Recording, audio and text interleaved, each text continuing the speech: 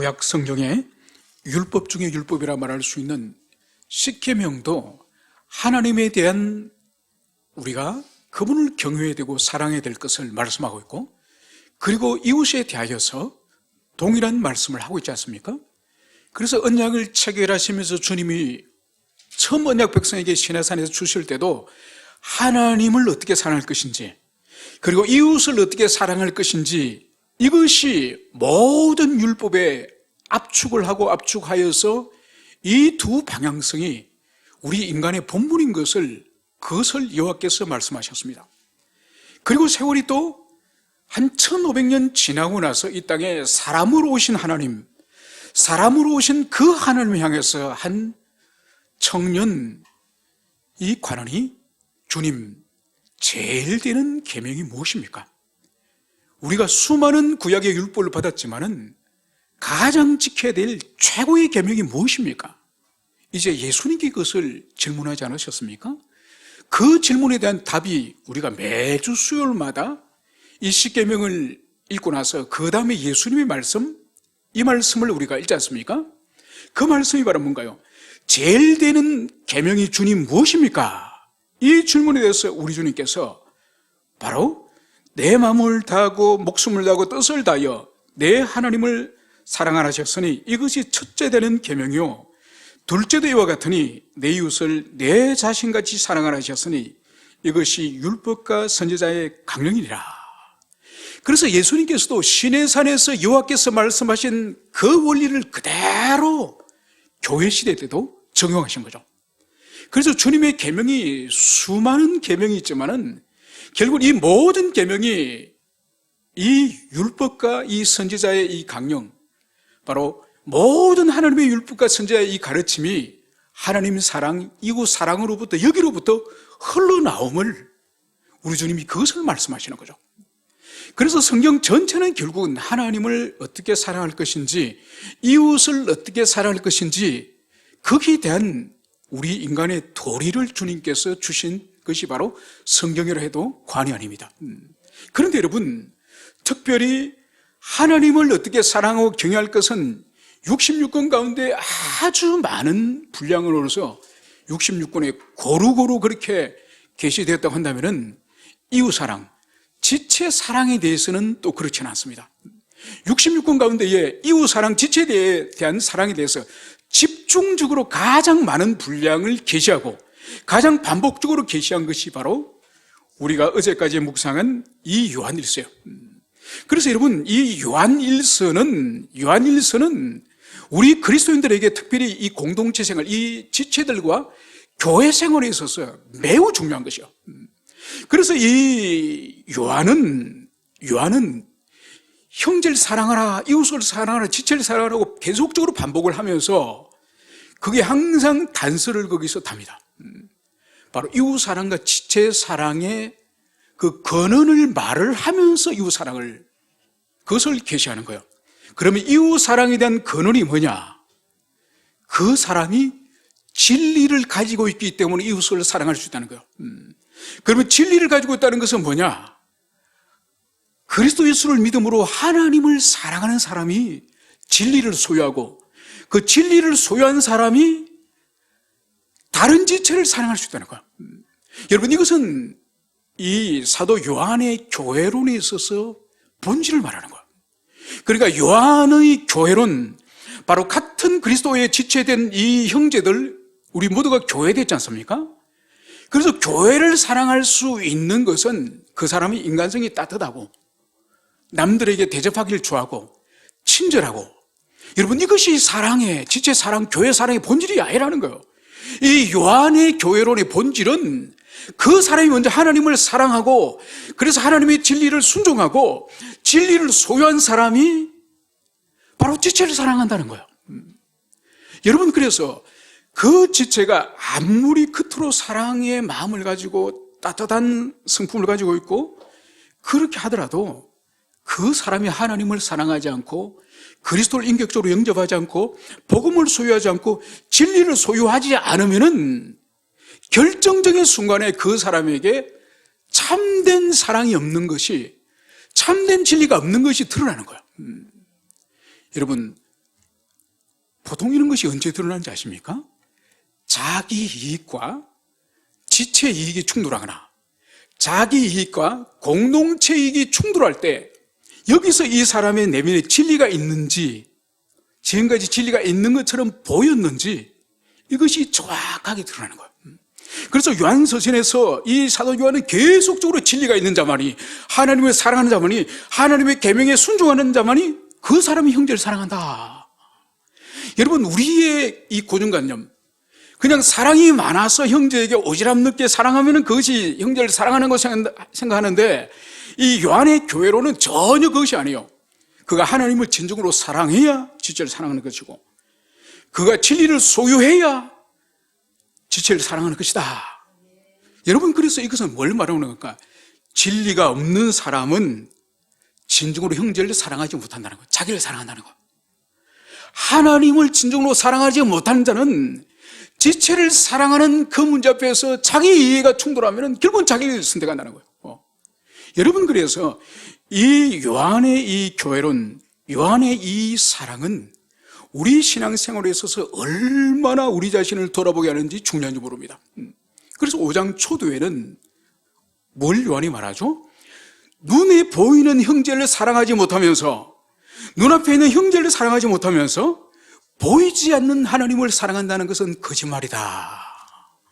여러분, 어떻게 보면 아주 잔인할 정도로 우리의 신앙과 우리 삶을 정확하게 성령께서는 그렇게 우리에게 판단함을 보여주고 있습니다. 그래서 우리에게 진정으로 교회됨이 무엇이고, 지체를 사랑함이 무엇이고, 나에게 믿음이 있다는 것이 무엇인지를 이 요한의 이 서신을 통해서 우리 자신을 돌아볼 때에 얼마나 우리가 두렵고 떨림으로 이 말씀 앞에 서야 될지, 그것을 우리가 볼 수 있습니다. 이제 우리가 본문으로 돌아오면은 오늘 13절에서는 요한은 이렇게 말씀합니다. 내가 하나님의 아들을 이름을 믿는 너희에게 이것을 쓰는 것은 너희로 하여금 너희에게 영생이 있음을 알게 하려 하심이라. 여러분, 오늘 요한은 이 요한서신 이 편지를 쓰는 목적을 여기서 말하고 있습니다. 여러분, 요한서신 전체에서는 이 요한이 내가 이것을 쓰는 것은 이러면서 3번에 걸쳐서 이 요한서신을 쓰는 목적을 이 요한 1서에서 말하고 있습니다.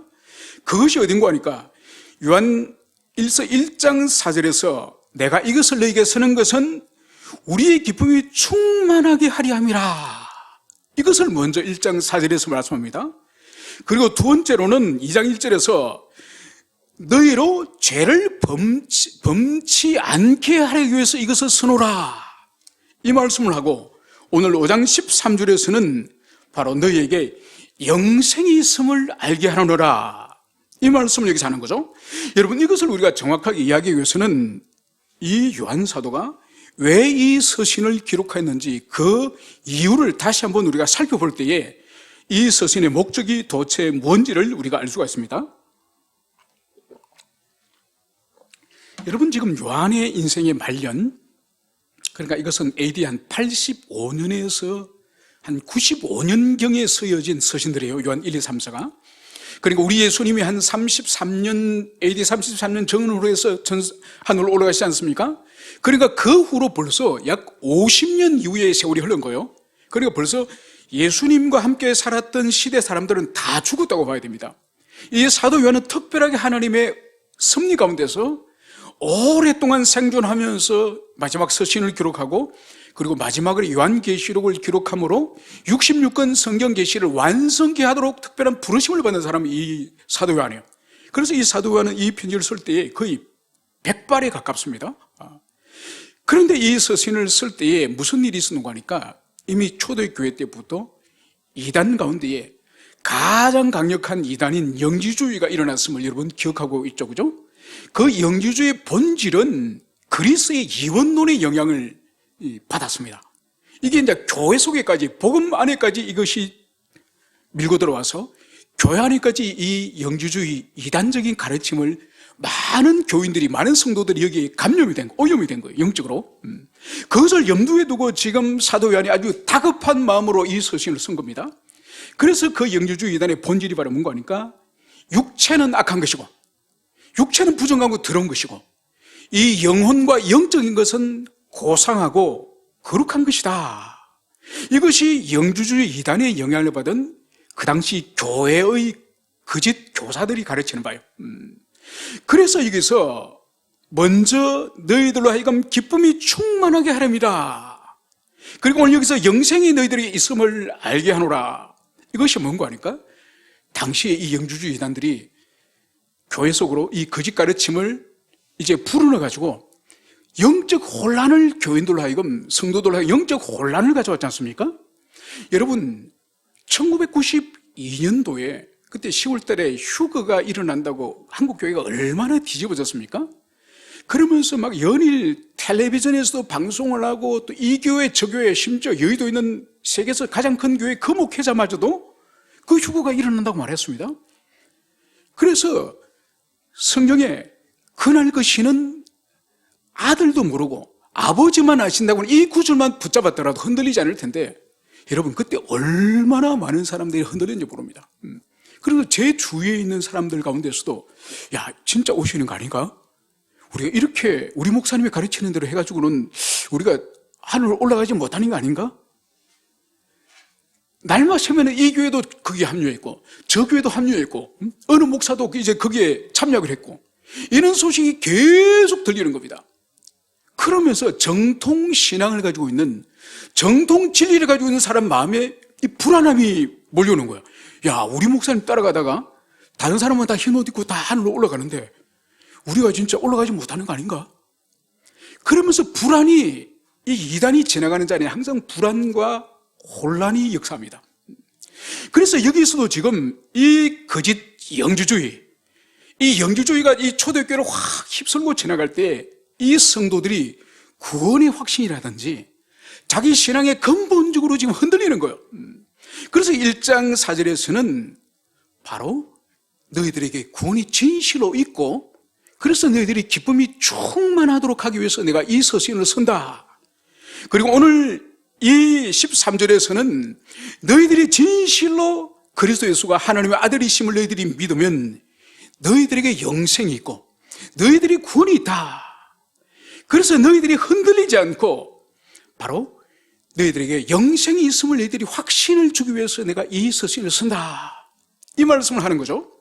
그리고 2장 1절에서는 왜 죄를 범치 않도록 하기 위해서 이 서신을 쓰느냐. 여러분, 영주주의 이단이 가지고 있는 가장 치명적인, 우리 신앙생활의 적용점에 있어서 가장 치명적인 오류가 무엇입니까? 육체는 사악한 거예요. 부정한 것이요. 악한 것이요. 그래서 육체는 무엇을 하더라도, 육체가 무엇을 하더라도 영혼 구원에 영향을 미치지 않는다는 거예요. 술을 마시든지 간음을 한다든지 도둑질을 한다든지 육체로 사람을 찔러 죽인다든지 이 육체로 저지른 이 죄는 영혼 구원에 아무런 것을 미치지 않는다는 것이 이 영주주의들의 가르치며, 여러분 여기에 미혹되어서 만약 참된 성도들이 여기 미혹되어서 그동안 내가 하고 싶었던 쾌락이 있었는데 육체로 짓는 이 죄는 영혼에 미치지 못한다고? 구원과 아무리 상관이 없다고? 여러분 이 거짓된 가르침이 만약 오염이 되면은 분명히 바울이 우리 육체를 너희들이 더 이상 죄의 병기로 사용하지 말고 너희 육체를 의의 병기로 사용하라, 이 말씀이 이제는 무용지물이 되는 거죠. 그래서 지금까지 자기를 억누르던 이 육체 욕망을 이제는 구원과 아무리 육체는 상관이 없다 그러니까 마음대로 죄를 저지를 수 있는 거죠. 그것을 염두에 두고 바로 이 편지를 쓰는 것은 너희로 죄를 범치 않도록 하기 위함이다. 너희들이 다시 처음 주님께로 받았던 그 복음 진리를 붙들고 너희들이 육체도 하나님이 지으셨고 육체 또한 너희들이 죽은 이후에 부활할 때 그 육체를 너희들이 소유하기 때문에 육체를 소중히 여겨라. 이것을 2장 1절에서 말씀을 하고 있는 거죠. 그래서 오늘 이 편지를 이제 쓰게 되는 것은 너희들에게 참된 믿음이 있으면은 너희들은 이미 영생을 소유하였다. 그러니까 구원에 대해서 두려워하지 말라. 염려하지 말라. 이것을 오늘 사도가 오늘 위로하는 것을 여기서 볼 수 있습니다. 그러면서 이 영생을 소유한 사람, 이 구원을 소유한 사람에게 나타나는 이 최고의 특권, 이 최고의 특권을 14절과 15절에서는 이렇게 말씀을 하고 있습니다. 그를 향하여 우리가 가진 바 담대함이 이것이니 그의 뜻대로 무엇을 구하면 들으심이라. 우리가 무엇이든지 구하는 바를 들으시는 줄을 안적 우리가 그에게 구한 그것을 얻은 줄 또한 아느니라. 여러분, 영생을 소유하였기 때문에 구원에 대한 불안과 염려와 근심이 없는 이 사람에게 나타난 최고의 특징은 우리가 기도하고 간구하는 우리의 아버지 하나님, 그분과의 친밀한 이 관계, 이 친밀성이 드러나는 것이 바로 뭐냐? 기도 생활이에요. 기도 생활. 여러분, 그렇기 때문에 기도 생활은 우리와 하나님의 관계를 가장 상징적으로 보여주는 것이, 그것이 바로 기도 생활이에요. 여러분, 여러분의 부모님이 아주 고매한 인격을 가지고 계시고, 그리고 우리 사회에서 누구나 이름을 부르면 알만한 그런 저명한 인사고, 그래서 권력도 가지고 계시고 명예도 있고 그리고 돈도 풍부하여서 그런 존경받는 분이, 명사가 만약 여러분의 부모님이다, 그러면은 얼마나 그것은 특권입니까? 그죠? 그래서 필요하고 자기 능력으로 할 수 없는 것이 있으면은 그 아버지께 가서 물질이 필요한 물질을 달라. 또 어떤 귀한 어떤 인사를 추천해 주거나 만날 수 있도록 소개할 필요가 있으면은 아버지, 그 교수를 지금 제가 좀 만나서 어떤 자문을 구하고 싶은데 아버지 동기지 않습니까? 추천해 주십시오.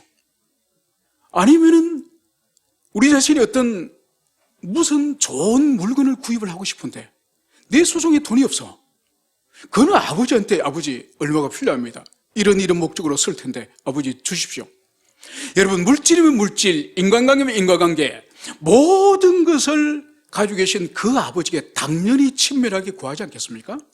여러분, 하나님 아버지가 그러신 분이에요. 그분에게는 부족한 것이 없고 모든 것을 완전히 소유하신 그 하나님이에요. 여러분, 그렇기 때문에 영생을 소유하였고, 그래서 하나님 앞에 두려움이 없는 그분의 자녀됨의 최고의 특권은 바로 친밀한 그분과의 인간관계, 인격적인 관계, 바로 그것이 기도 생활로 드러남을, 이것을 보여주고 있습니다.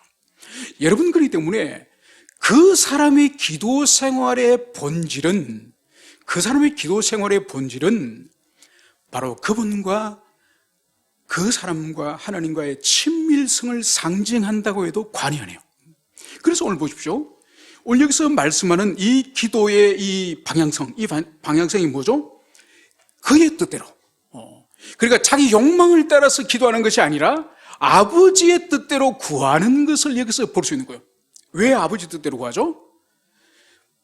바로 영생을 소유한 사람은 이미 아버지를 사랑하고 아버지의 생명이 벌써 자기 속에 들어와 있는 사람이에요. 그렇기 때문에 그 아버지를 사랑하고 경외하기 때문에 아버지가 기뻐하지 않고 아버지가 원하지 않는 것을, 쓸데없는 것을 구하지 않습니다. 그래서 그 사람은 반드시 하나님을 기쁘시게 하는 사람이기 때문에 그의 뜻에 합치되는 것을 구하는 것이죠. 그리고 아버지께서는 자신의 뜻에 합치되는 것을 구하는 아들을 향해서 그것을 주시는 분이에요. 그래서 오늘 성경은 바로 그의 뜻대로 무엇을 구하면 들으심이라. 우리가 무엇이든지 구하는 바를 들으시는 줄을 안적 우리가 그에게 구한 그것을 얻는 줄 또한 아느니라. 우리가 아버지 뜻대로 구하면 아버지는 기뻐하셔서 그것을 우리들에게 주신다는 것을 여기서 말씀하고 있는 거예요. 여러분, 그래서 여기서 우리 기도 생활이 항상 그 방향성이 아버지 뜻을 향해서 우리의 기도 생활이 있는지를, 여러분, 이것을 우리가 잘 우리 자신을 성찰해 볼 필요가 있다는 것을 말씀합니다. 여러분, 그리고 두 번째로 아버지 뜻대로의 기도와 간구의 이 삶이 가져오는 결과가 뭘까요? 단순히 기도응답, 우리의 필요와 우리의 결핍을 채워주는 기도응답뿐만 아니라, 여러분, 기도 생활의 본질은 주님과의 인격적 교통이에요. 여러분, 단순히 주님과의 어떤 거래관계, 청구와 그리고 주님께서 지불해 주시는 이런 관계가 아니에요. 여러분, 우리가 다른 사람과의 어떤 인격적인 관계를 지속적으로 하게 되면은 우리가 그 사람의 영향을 받지 않습니까? 여러분, 영향을 피할 수가 없지 않습니까? 그래서 우리가 아주 고매하고 정말 존경하는 머리를 스스로 숙일 만한 그런 우리의 선배들이나 어르신들을 이제 그분 집에 가서 인사를 나누고 명절에 가서 차를 마시면서 한두 시간만 정말 그런 가마력 있는 대화를 나누고 돌아오면 우리 마음이 어떻습니까? 정말 따뜻하고, 그리고 그거를 보더라도 우리 얼굴이 확 피지 않습니까? 여러분, 정말 고귀한 인품을 가진 사람과의 교제를 나누어도 내 자신의 어떤 부끄러운 욕망이나 내 자신의 부끄러운 삶을 돌아보면서, 야, 이제 나는 그렇게 살지 말아야 되겠다. 저분을 볼 때 내가 정말 양심에 찔린다. 여러분, 고귀한 사람을 잠시 만나더라도 우리 자신의 부끄러운 모습을 발견하고 우리 자신의 허물을 이제 발견하면서 이제 삶을 청산하려고 하는 그런 선한 의지가 우리 속에 일어나지 않습니까? 여러분, 그렇게 하신 하나님을 1년도 아니고 2년도 아니고 수십 년을 그분 앞에 기도하는 거예요. 그분 앞에 그렇게 만나고 기도하는데 그 사람이 변화되지 않는다면은, 여러분, 그 사람의 인격과 성품이 변화되지 않는다면은 가짜예요, 가짜. 그냥 신용만 할 뿐이에요. 하나님께 기도하고 하나님을 만나는 신용할 뿐이지, 여러분, 절대로 그 일은 불가능한 일이에요.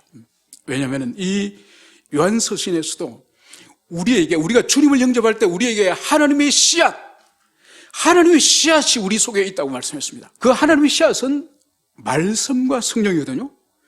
여러분, 하나님의 말씀과 성령은 우리에게 거울과 같아요. 우리 영혼의 실상을 보여주는 거울이에요, 거울. 그래서 지금 내가 무슨 생각을 하며 무슨 말을 하며 무슨 행동을 하였는지, 오늘 하루 동안 한 주 동안 내가 무슨 더러운 삶을 살았는지, 우리 속에 계시는 하나님의 씨앗인 진리의 말씀과 성령의 그 조명하심은 우리를 항상 비춰줘요. 그래서 잠시 우리가 실수하여 죄를 지을 수 있고 잠시 넘어질 수는 있지만은 우리 속에 계신 하나님의 씨앗이 절대로 그것을 반복적으로 계속적으로 용납하지 않습니다. 그래서 반복적으로 계속적으로 짓는 사람들의 그 본질이 뭔가 하니까 진리가 없기 때문에요. 있는 척할 뿐이에요. 오랫동안 교회 생활해서 무엇을 말하고 어떻게 교회에서 처신하고 어떻게 사역할지를 알기 때문에 그 짓을 할 뿐이지 본질은 진리가 없는 사람이에요. 진리가 없으면은 그 긴 세월 동안 배역한 삶을 그 속에 계시는 성령님과 말씀께서 용납하지 않는 거예요. 그래서 많은 사람이 교회를 다니면서 스스로 구원을 얻었다, 내 속에 진리가 있다, 그렇게 말하지만은 이 요한서신에 근거할 때는 그런 사람 없는 거예요. 거짓말이에요, 그 사람. 그게 자신의 영혼을 위해서도 안전하고 다시 복음을 깨닫고 다시 주님을 영접하고 다시 신앙의 ABC를 시작하는 것이 그 영혼에 유익하다는 것을 이 요한서신은 일관되게 그것을 말씀하고 있다는 것을 볼 수 있습니다. 그러면서 이제 16절에서는 누구든지 형제가 사망에 이르지 아니하는 죄 범하는 것을 보거든 구하라. 그리하면 사망에 이르지 아니하는 범죄자들을 위하여 그에게 생명을 주시라. 사망에 이르는 죄가 있으니 이에 관하여 나는 구하라 하지 않노라. 모든 불의가 죄라도 사망에 이르지 아니하는 죄도 있도다. 여러분, 오늘 여기서 중요한 개념을 오늘 이 요한 사도는 개념 정리를 하고 있습니다. 이것을 먼저 살펴보겠습니다. 여러분, 먼저 17절에 보면 모든 인간의 이 불의, 이 의와 불의의 이 개념은 다른 것이 아니에요. 이 의는 하나님의 뜻이 합치되는 것을 의라고 합니다. 하나님의 뜻은 뭐죠? 하나님의 계명 말씀이에요. 즉 말씀을 따라 사는 것은 의요, 말씀을 거역하는 것은 불이에요. 그래서 모든 하나님 말씀을 거역하는 것은 불인데, 그래서 그것이 죄인데, 죄 또한 두 종류로 나눠진다는 거죠. 첫 번째는 사망에 이르는 죄가 있고 사망에 이르지 않는 죄가 있다는 것을 말씀하고 있습니다. 그러면서 오늘 사도 요한은 사망에 이르지 않는 죄가 있는데, 그 사망에 이르지 않는 죄는 만약 형제가 범했으면은 그 형제를 방치하지 말고 놔두지 말고 그 형제를 구원하도록 하라. 그래서 사망에 이르지 않는 죄는 형제를 구원하도록 애를 쓰고, 그런데 오늘 사망에 이르는 죄가 있다는 거죠. 이 사망에 이르는 죄가 또 다른 종류의 죄가 있는데, 이 죄를 범한 사람을 위해서는 너희들이 헛된 수고를 하지 말라. 나는 너희들에게 그런 사람들까지 구원하라고 말하지 않겠다. 이 말씀을 하는 것을 여기서 볼 수 있습니다. 여러분, 그러면 여기서 먼저 이 중요한 두 가지 개념을 우리가 먼저 이해해야 이 본문을 이해하겠죠? 도대체 사망에 이르는 죄가 뭔지, 사망에 이르지 않는 죄가 뭔지, 이것을 우리가 이해할 필요죠. 여러분, 이것은 우리가 다른 성경을 통해서 우리가 사망에 이르는 죄가 뭔지, 사망에 이르지 않는 죄가 뭔지를 다른 성경의 빛을 우리가 봐야 되는 거죠. 먼저 이것은 구약의 모세의 오경에 보면은 이 사망에 이르는 죄를 구약에서는 뭘 말씀하느냐? 여호와 이름을 회방하는 자. 여러분, 여호와 이름을 회방하고 그분을 망령되게 일컫는, 여러분, 그런 삶을 사는 사람이, 이거는 사유함을 없는, 용서를 받지 못하는 그런 죄라고 말씀하는 거예요. 여러분, 신약에서는 히브리서에서 이것을 말씀합니다. 히브리서에서는 성령을 해방하는 죄. 그러니까 성령 하나님께서 역사하시는 그 성령을 해방하는 죄를 바로 결코 사유함을 받지 못하는 그런 죄라고 말씀하는 거죠. 여러분, 특히 신약의 성령을 해방하는 죄를 우리가 오늘 이 요한 1서에 근거해서 본다면은 이 요한 1서의 이 치명적인 이 영지주의 이단들의 가르침이 뭔가요? 예수님은 사람의 몸을 입고 오지 않으셨다. 그래서 이 성육신을 부정하는 것이 이 영주주의의 치명적인 이단적 가르침이지 않습니까? 여러분, 이런 거예요.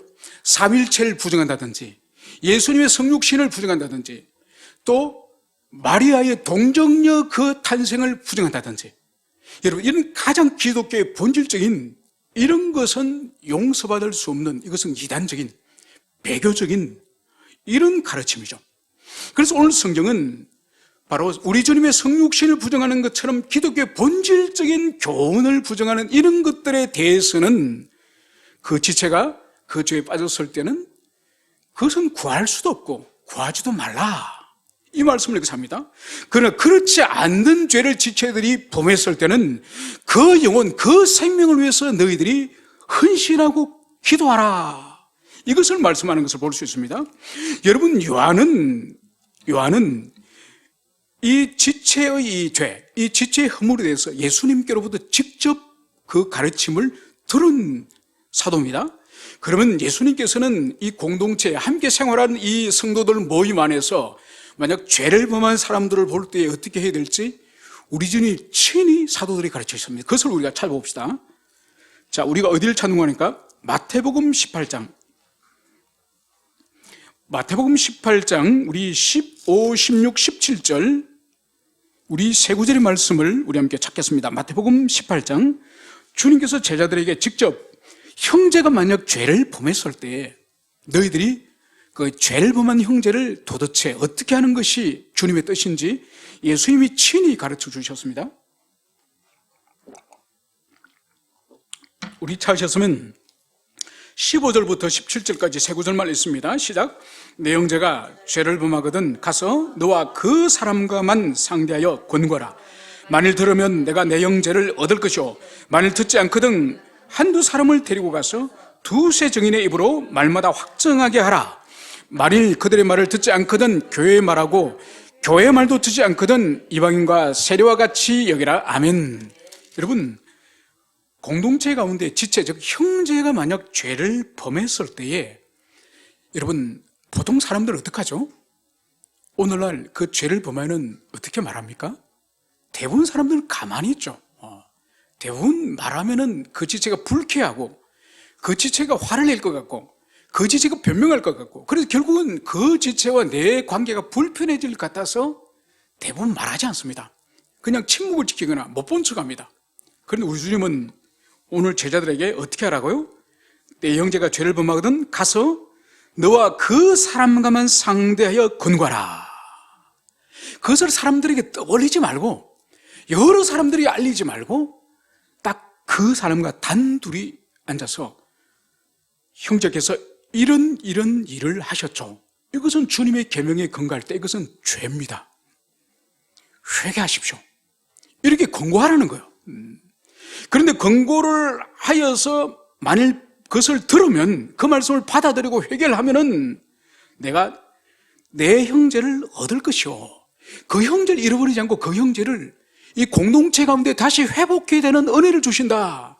이 말씀을 하는 거죠. 문제는 16절, 만일 듣지 않거든 한두 사람을 데려가서 두세 정인의 입으로 말마다 확증케 하라. 만약 받아들이지 않고 변명을 하고 오히려 거짓체로 공격하고 그러면은 다른 지체를 이 두세 정인은 이 구약의 모세의 계명에 의할 경우에 두 사람 이상이 있어야 정인의 효력이지 않습니까? 그래서 이 사람을 정인으로, 그리고 이 사람이 지금 죄에 빠졌다는 것을 이 정은하는 정인으로 데려가는 거예요. 그래서 그 사람이 함께 있는 자리에서 다시 이 사람을 권고합니다. 형제여, 그것은 죄니 주님이 기뻐하지 않으니 돌이키십시오. 여기서 이제 돌이키면은 그 영을 얻게 되는 거죠. 문제는 여기서도 이 사람이 변명을 하거나 아니면 공격을 하거나 태도를 고치지 않을 때는, 그때는 이제 어떻게 하냐. 17절에서는 교회에 말하라. 이제 교회 앞에 그것을 보고하도록 말하는 거죠. 그런데 교회의 어떤 당회라든지 지례라든지 목회자라든지 그 말도 듣지 않을 경우에는 어떻게 하느냐. 바로 이방인과 세리처럼 이제 그 사람을 공동체에 내보내고 그 사람과 상종을 하지 말라. 여러분, 이것을 말씀하는 거예요. 여러분, 여기서 오늘 예수님이 친히 이것을 말씀하신 이유가 뭘까요? 목적이 뭘까요? 이것은 두 가지예요. 첫 번째는 범죄한 그 사람의 영혼을 구원하는 것이 지금 이 치료의 목적이에요. 여러분, 사람을 잘라내는 것이 교회 목적이 아니에요. 그 사람을 책망하고 쓴소리를 하는 이유는 회개하고 돌이키도록 하는 것이 목적이고, 두 번째는 공동체로부터 내보내서 세리와 이제는 이방인처럼 여기는 목적은 죄가 감염되지 않도록 하기 위해서 이 조치를 취하는 거예요. 여러분, 보통 교회에서, 하나님의 교회에서 일어나는 죄들은 뭐 주먹으로 때리거나 멱살잡이 하거나 뭐 이런 일도 가끔 있을 수 있지만 거의 없습니다. 대부분 어떤 형태로 죄가 나타나죠? 95% 이상이 말을 통해서 나타납니다. 그러니까 하나님께서 영혼을 세우고 영혼을 살리는데도 우리 인간의 말을 통해서 다른 영혼을 격려하고 목양을 하고 영혼을 살리지만은 사탄이 교회를 허물고 사탄이 영혼을 파멸시키는 방식도 혀를 통해서, 입을 통해서 역사하는 거예요. 그래서 반드시 이런 죄를 짓는 사람이 계속 입에서 더러운 오물 같은 말을 쏟아낼 때 그것을 듣는 사람은 영혼이 자기도 모르게 감염되는 거예요. 죄에 감염되는 거예요. 그래서 주님께서는 그런 영혼을 오래 참고 기다리시고 인내하시면서 기회를 주시고 회개할 기회를 주시지만은 궁극적으로 그 사람이 그 공동체에서 참여할 가능성이 없다는 것을 이 전지하신 하나님의 눈으로 보실 때 더 이상 소망이 없을 때는 주님이 내보내시는 거예요.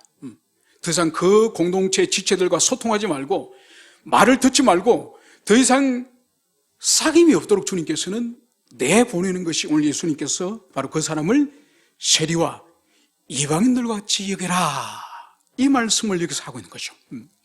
여러분, 그래서 오늘 이 사도 요한은 사망이 이르는 죄에 대해서는 너희들이 할 필요도 없고 할 수도 없지만은, 그러나 사망에 이르지 않는 성도들이 일상 가운데 연약함으로 짓는 그 죄에 대해서는 너희들이 기도하고 그 영혼이 망하도록 방치하지 말고 너희들이 그 영혼을 구하라, 이 말씀을 여기서 하고 있습니다.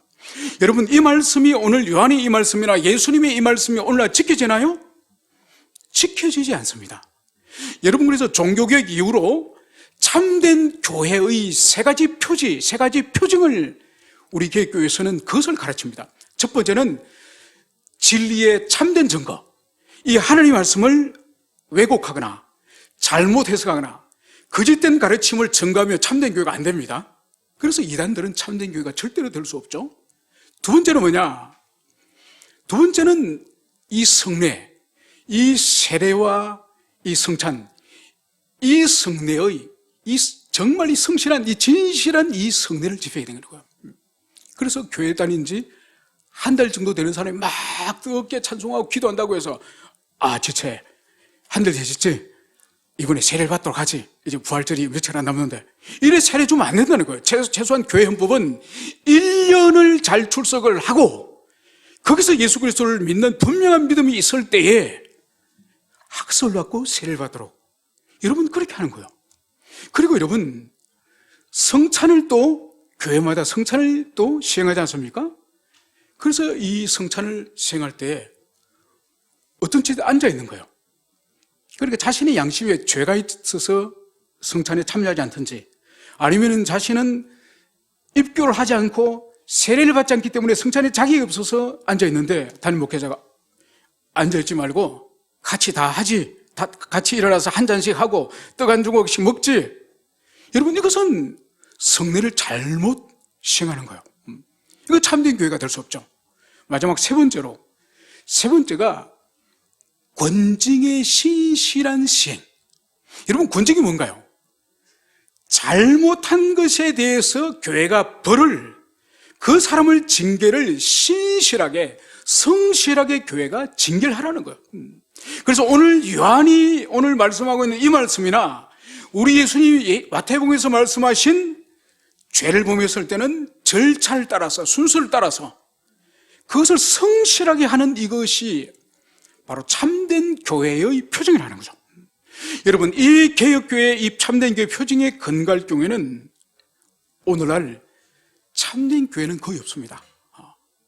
여러분 오늘날 교회 자체가 교회 안에 있는 성도들에게 권징하는 것을 거의 포기를 합니다. 왜 포기하죠? 이런 마음을 가지는 거죠. 권징을 하려고 하다가 저 영혼이 시험에 들어서 교회를 떠나고 다른 교회 가면 어떡하나. 권징을 시행했는데 저 영혼이 상처받으면 어떡하나. 여러분 그래서 좋은 게 좋다고 교회가 권징 자체를 교회가 하지 않습니다. 여러분 두 번째는 권징을 하지 않는 두 번째 이유는 권징의 실효성이 없기 때문인 거예요. 바로 뭔가 하니까 권징을 하면은 자신이 죄를 인정하고 1년간은 성찬에 참여를 하지 못하게 하거나 어떤 벌을 내리면은 그것을 인격적으로 그대로 받아들이고 주님, 제가 죄를 범했습니다. 그래서 주님을 아프시게 하였고 공동체에 혼란을 주었고 영혼들에게 아픔을 주었습니다. 이것을 인정하는 것이 바로 이 권징의 출발인데 A씨, 여기 막 교회가 이 교회보다 훨씬 좋은 교회 많다. A씨 들어봐라. 그거 가지고 권징이라고? 여러분 권징을 받을 의지가 없는 거예요. 그러니까 교회는 권징을 시행할 의지가 없고 벌을 받아야 될 사람 입장으로서는 권징을 받을 의지가 없는 거예요. 그래서 실제로 권징을 하지도 못하고 받지도 않는 거예요. 여러분 그래서 오늘날 우리 한국교회가 이렇게 많은 지역교회가 있음에도 불구하고 세상에서 맞설 이런 소금처럼 짓밟히는 본질적인 원인이 교회가 거룩이 없지 않습니까? 이 거룩이 없는 또 본질적인 원인 중에 하나가 권징이 실제적으로 이루어지지 않는 거예요. 잘못했으면 죄를 지었으면 그것은 죄다. 당신은 회개해야 된다. 이 회개 촉구와 이 권징이 사라져버리기 때문에 마치 메뚜기처럼 이 교회에서 저 교회로, 저 교회에서 이 교회로. 여러분 이렇기 때문에 교회가 거룩을 상실한 거룩을. 여러분 오늘 우리 한국교회 아주 탁월하신 훌륭하신 제가 존경하는 신학 교수님과 잠시 교제를 나눴는데 그분이 이 연말에 교회론을 좀 목회자들이 좀 잘 가르쳤으면 좋겠다 이 이야기를 교수님이 하신 거예요. 그래서 이야기를 쭉 나누다가 연말이 되니까 동네 카페도 더 맛있는 커피를 볶아내는 카페가 있으면 이 손님들이 금방 설물처럼 그 카페로 가지 않습니까? 헬스클럽도 마찬가지죠. 이 코치가 아주 외모가 탁월한 이 자매가 받거나 아니면 형제가 아주 탁월한 외모를 가진 이 형제가 또 성격도 삭삭해. 그러면은 막 남자, 여자가 막 이 헬스클럽에서 연말 되면 이 헬스클럽은 막 마치 교회가 그와 같다는 거죠. 이 모든 것들이 교회론을 교회에서 올바르게 가르치지 않기 때문에 마치 커피숍 옮기다니듯이 헬스클럽 옮기다니듯이 메뚜기 뛰어다니듯이 교회를 그렇게 쉽게 옮기는 것을 오늘 잠시 그 교수님과 교제하면서 탄식했던 일이 있습니다. 여러분, 이제 주님께서는 마지막으로 이렇게 18절에서는 말씀하고 있습니다. 하나님께로부터 난 자는 다 범죄하지 아니하는 줄을 우리가 아노라. 하나님께로부터 나신 자가 그를 지키심에 악한 자가 그를 만지지도 못하느니라. 여러분, 하나님께로부터 난 자, 즉 그리스도 안에서 하나님의 자녀가 된 자는 다 범죄하지 않는다는 거예요. 왜 범죄하지 않느냐? 바로 하나님께로부터 나신 자, 즉 이분은 성자 하나님을 말합니다. 이 성자 하나님이 그를 지키시기 때문에 악한 자가 그 사람을 손도 대지 못한다는 거예요. 여러분, 이 말씀을 우리가 읽으면 고개를 좀 갸우뚱하게 됩니다. 왜냐하면 베드로 전서에서 베드로가 이렇게 말씀하거든요. 너희들이 근신하라, 깨어라, 이렇게 말씀하면서 베드로가 우는 사자처럼 사단이 너희를 삼킬 자를 찾는다. 여러분, 베드로는 성도라 할지라도 우는 사자처럼 이 사단이 삼킬 자를 찾고 다닌다 말하는 거예요. 그런데 오늘 이 사도 요한은 하나님께로부터 나신 그리스도께서 이 성도들을 지키고 보호하기 때문에 우리를 손도 못 댄다고 말하는 거예요. 자, 그러면 더 나가 봅시다. 그런데 하나님의 자녀들, 성도들 가운데 크게 미끄러지는 사람 있지 않습니까? 크게 죄를 짓고 어떤 사람은 몇 년 동안 헤어나질 못하고 몇 년 동안 죄 가운데서 신음하면서 고통하는 그런 사람은 도대체 뭡니까? 성자께서 지키신다고 말씀하셨는데 어떻게 된 것입니까? 여러분, 이것은 모든 성도들이 죄를 짓지 않고 모든 성도들이 넘어지지 않고 모든 성도들이 항상 은혜 가운데 있다는 그런 의미가 아니에요.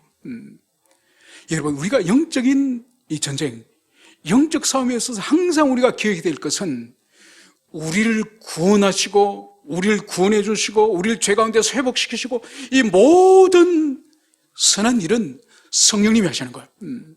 우리는 절대로 죄에 떨어질 수 있는 능력은 우리에게 있지만 죄 속에 빠진 것으로부터 우리가 회복될 수 있는 능력은 우리가 절대로 없습니다.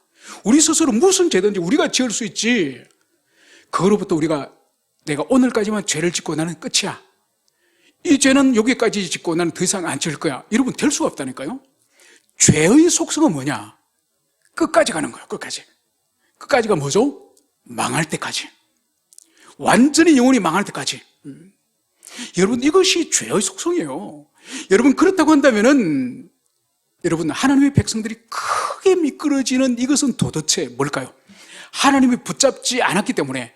오늘 여기서 분명히 성자께서 그 사람을 지키신다고 말씀하셨는데 왜 안 지키시는 것입니까? 여러분, 죄에 떨어지는 가장 중요한 교리는 바로 죄는 우리가 선택하고 우리가 죄에 넘어지게 되는 모든 환경을 우리가 조성하는 거예요.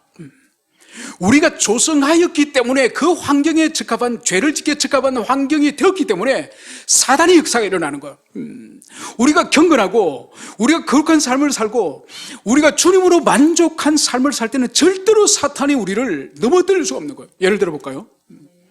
우리가 부부의 관계가 아주 서로 사랑하고 연합되어져 있고 모든 부부의 관계의 소통에 있어서나 또 성적인 결합과 연합에 있어서나 서로 인격적인 신뢰에 있어서나 여러분, 이런 남녀의 관계에는 간통이라고 하는, 간음이라고 하는 이 유혹으로서는 그 사람을 넘어뜨릴 수 없는 거예요. 왜냐하면 그 부분에는 충분히 영적 면역력을 가지고 있기 때문에 그것으로 넘어지지 않는 거예요. 그런데 우리 자신이 어떤 부분에 있어서 치명적인 약점을 가지고 그 부분에 계속적으로 마음속으로 악한 것을 시도하고 꿈꾸면서 그것을 준비를 했다고 한다면은 이미 그쪽에 방벽이 무너진 거예요. 이미 그쪽에 면역력이 떨어진 거예요. 그러니까 그쪽으로 사탄이 치고 들어오면은 그 사람은 여지없이 무너지는 거죠. 그래서 우리가 주님이 이 악한 자가 만지지도 못하도록 주님이 지켜주지 않는 것이 아니라 어떤 범죄에 넘어지는 것은 주님은 우리 의지와 달리 주님이 역사하지 않는다니까요. 우리가 은혜를 구하고 하나님 앞에 겸비에 엎드리면 주님께서는 가까이 오셔서 은혜를 주시지만은 우리가 주님을 떠나고 더러운 짓을 계속 꿈꾸며 계속 더러운 짓을 하나님의 경고를 무시하고 계속 살 때는 주님께서 붙잡고 계시던 그 지킴의 손, 그 손을 주님이 놓아버리시는 거예요. 바로 그때 큰 우리의 무너짐이 일어나는 거죠. 여러분, 그래서 영적으로 큰 실족하는 사람은 절대로 하루아침에 무너지는 것이 아니에요. 그런 일을 범했을 때 주님이 수없이 목회자를 통해서, 수없이 하나님의 말씀을 통해서, 수없이 지체를 통해서 계속적으로 주님이 경고를 하시는 거예요. 그런데도 그것이 싫다는 거예요. 내 길은 내가 가겠다는 거예요. 바로 그때 주님께서 지금까지 인내하시고 붙들고 계셨던, 지키셨던 손을 주님이 놔버리시는 거예요. 여러분, 그러면 주님께서 그 놔버리시는 손길을, 그분을 주님께서 미워하고 망하도록 하기 위해서 한 것일까요? 그것은 아니에요. 바로 그들이 넘어짐으로, 깊은 죄의 수렁에 떨어짐으로 영혼의 말할 수 없는 고통을 경험하고, 그래서 주님이 지켜주신 그때가 얼마나 좋았고, 그때로 내가 지금 다시 돌아가는 그것이 나의 유일한 소망이다, 이것을 주님께서 깨닫도록 하기 위해서 일시적인 깊은 영적인 그 타락 속으로 주님께서 들어가도록 허용하시는 거예요. 여러분, 그래서 그 사람으로 하여금 떨어지게 하는 그것 또한 하나님의 사랑의, 은혜의 또 다른 표현이다, 이것을 우리가 이해되는 거죠. 그래서 우리가 나중에 그 고통 속에서 이제 주님의 인도하심을 받고 다시 헤어나왔을 때에, 그제서야 그때 넘어짐 또한 은혜라는 것을 깨닫는 거죠. 그때 내가 넘어지지 않았으면 지금까지도 계속 죄를 짓고 지금까지도 교만하게 살 수밖에 없을 거라고 하는 인정을 그때 가서야 하게 되는 거죠. 이제 말씀을 정리하고자 합니다. 이제 이 요한 1서를 여러분들이 다시 한 번 더 깊이 읽고 묵상하시면서 공동체의 생활 가운데에 지체와의 그 사랑의 관계, 이 관계의 뿌리는 결국은 하나님에 대한 사랑, 그분에 대한 계명에 대한 순종, 그분의 진리를 내가 소유했느냐, 이것을 소유한 사람만이 이웃을 사랑할 수 있다는 거죠. 거꾸로 이웃을 사랑하지 못하는 사람은 이것이 애당초 없었다는 것을 이 요한서신은 그것을 말씀하고 있습니다. 그래서 두렵고 떨림으로 이 말씀 앞에 우리가 깊이 겸손하게 엎드리는 모든 지체들이 되기를 축원합니다. 함께 우리 기도합시다.